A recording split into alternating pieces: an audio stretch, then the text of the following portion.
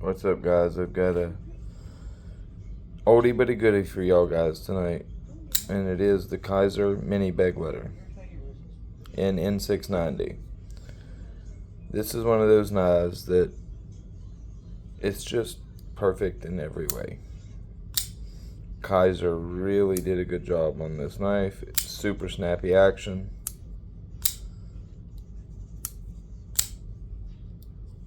It rockets out of there. If you like to fidget, there you go. This is a perfect little knife. The grip's big enough even with XL hands that I can get a full grip on it. It's pretty much perfect for utility cutting. You know, it's great in a bunch of different ways for utility. For utility cuts, push cuts, pretty much slicing cuts, pretty much all cut types. It just does a good job at. The geometry is pretty decent. It's got fairly thin blade stock. Comes down fairly thin behind the edge. This one's on probably its fourth edge, and it's probably like 15 thousandths. So it's reasonably slicey. I don't know if you can still get these things anymore, actually. If you can, I suggest getting one because it really is a perfect little unoffensive knife for like an office carry, or if you're in an area that has a problem with 3-inch and longer blades. This little knife is perfect. There's really no faults I can find with it. Actually, yeah, there is a fault. If they discontinued it, that's the only fault that I can find with it. I have 2 of these. You could get them, I believe it was the Christmas, not last Christmas, the one before that. They had these on Amazon for, I believe, $32. Maybe $35. It wasn't that much. So I just bought 2 of them, and I'm glad I did because I actually use this knife quite a bit, and as I sharpen it over time, eventually it's going to get thick and there's just going to be no blade left. So I'm glad I have another one, a new one as a backup. If I didn't, I would most definitely go and look for another one on eBay or whatever, because I really do love this little knife. It's just perfect. It's a perfect small budget knife. They're in N690, which if you don't know, you may have seen it but don't know the difference.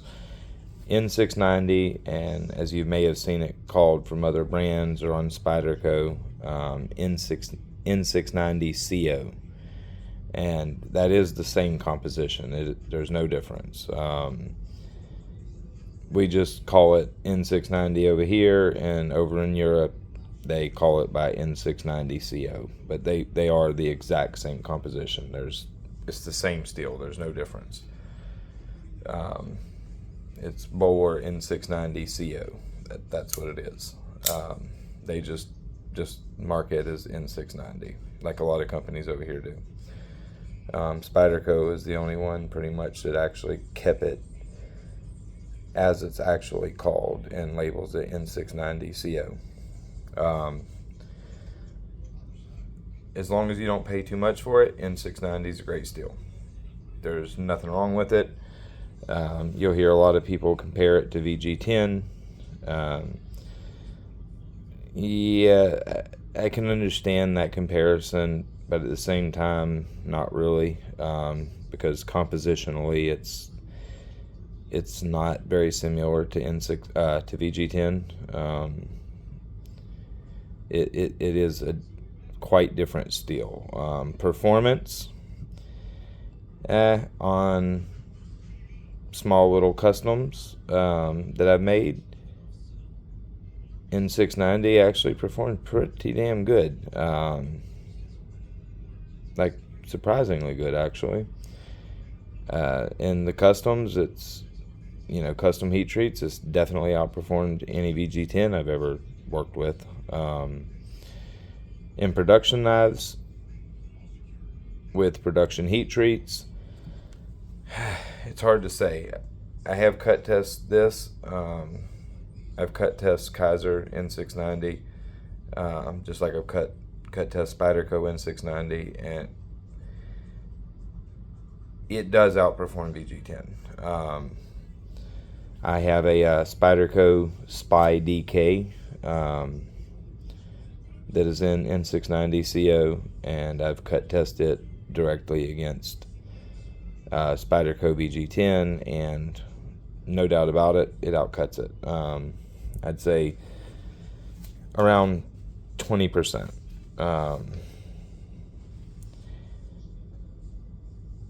Yeah, around 20%. Now I will say that the Spydercos that are in the N690co, they do have a little thinner geometry, and as much as I try to make the testing all about actual edge and not so much geometry, I still can't take that out of it. Better geometry is going to cut better, and it's going to give more edge retention for, how do I say it? I guess the word would be more perceived edge retention than something with thicker geometry. Just because the thinner geometry is gonna slice better even when the edges start to fall off. With the Kizer N690, I would say it is very, very close in performance to Spyderco VG10 or Psyche City VG10. Pretty much neck and neck with it. Kizer VG10 gets outperformed by this stuff by a little bit. I cut tested two Kizer Begleiters, the VG10 ones, the old ones. And yeah, the N690 pretty much over a couple cut tests outperforms it by around 10%. It's not a bad steel. It's actually quite tough. You can run your edge bevels quite low, like it has no problem at, say, if you took it down to like 13 degrees per side, something like that. For your typical type cutting or EDC type cutting, you're not going to have no issues down at that low. If you want to get the highest edge retention out of it. I believe I have this at probably around, I'd say it's probably around 17 or 18 degrees per side. I'd say around 17 or 18. So at that edge bevel angle, you have tons of edge stability, and you're not going to have any problems with edge rolling or chipping on your normal EDC type cutting stuff. Even if you're out in the yard cutting thick plastic sheeting or something like that, that edge will stand up to it no problem. It would even at 15 degrees aside. And that's if you're using it harder. If you're using it for your normal type EDC stuff, 13 to 15 degrees per side is no problem whatsoever. It really is a pretty tough steel. Even, with these factory heat treats that are ran on the softer side. There is quite a bit of toughness. Now, the one thing that I don't really care for about N690, sorry about the focus, is it's much like, first of all, CPM 154 is a powder steel, and this is an ingot steel, so just so I don't have to say that in a moment. The one issue I have with it is much like CPM 154 or RWL 34, It gets slick very quickly. If you take it to any type of polish, you're going to have a pretty slick edge after just a couple cuts. You may have that, upfront stickiness, but you won't have no aggression. And just after a couple cuts, you're just going to have a sharp but glassy edge. I hate steels like that. Or let me rephrase that. I hate edges like that. This steel is not a steel that you can take to a high polish if you want, or any polish, if you want aggression in how it cuts. If you want aggression, you have to leave the edge toothy, and the composition will not give no bite to the edge. All the tooth will come from your finish grit. If you take and run this at, say, 3,000 grit, that's going to be a terrible performing edge. It'll be super sticky sharp, of course. You'll have a very, very keen edge, but you won't have any bite. This has a ton of bite, but this edge is finished on a DMT 625 mesh, and you can see the scratch pattern. There's definitely tooth in this. The tooth is from the scratch pattern, and if you do it that way, it will hold that tooth for quite a while. It'll stay aggressive through quite a bit of cutting, and you'll get good performance out of it. If you polish it, even at, say, I don't know, 1,500 to 2,000 grit, if any polish, just a very start of polish, and it's going to get glassy real quick. Personally, I wouldn't take it over 1,000 grit. I would keep it at 600 to 1,000 is where I would finish this stuff. No matter if it's a production heat treat or a custom heat treat, doesn't matter. I would never take this stuff to a polish. This composition just doesn't like it. Now it does take a extreme, even at a 625, which is still pretty fine, but you're talking hair popping sharp at that grit. On most other steels, I would say to get an edge that cuts like this, you would have to be at around 1,000 grit. But that's just due to the very fine composition, and it reacts at a lower grit how other steels react at a higher grit. And what I mean by that is, take S30V, just for example. S30V at 1,000 grit still has some some decent toothiness to it, and that's because of the composition. This steel, much like CPM 154, at 600 grit is like 1,000 grit or even higher on other steels. It's got to do with the grain structure and just the way that the steel takes an edge.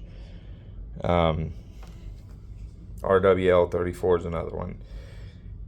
If you take CPM 154 or RWL 34 and you take it to 1,000 grit, that edge is going to act like a 3,000 grit on most other steels. This steel is kind of in that same ballpark. 600 on it would be like 1,000 on S30V. Maybe even 1,500 on S30V. So it still have some tooth, but will have very good fine edge performance. So if you own N690 and you want it to perform good for you, just keep it, around 600 grit, and you'll like it. You'll have very good fine edge or up front sharpness, and you'll have a usable working edge that has some tooth and aggression to it. N690 doesn't strop all that well. Like, it'll come right back to hair popping, no problem, but it won't take long before you don't have any bite in the edge. You might get 3 or 4 strop backs, and then it'll start to get slick on you, even at the lower grits. So, you know, if you do a lot of strop maintenance and you want to keep that edge going as long as possible while maintaining some bite, I suggest finishing it lower than 600, maybe even 320. That way, as you use it and you strop the edge back, it'll take longer to polish off those micro serrations, and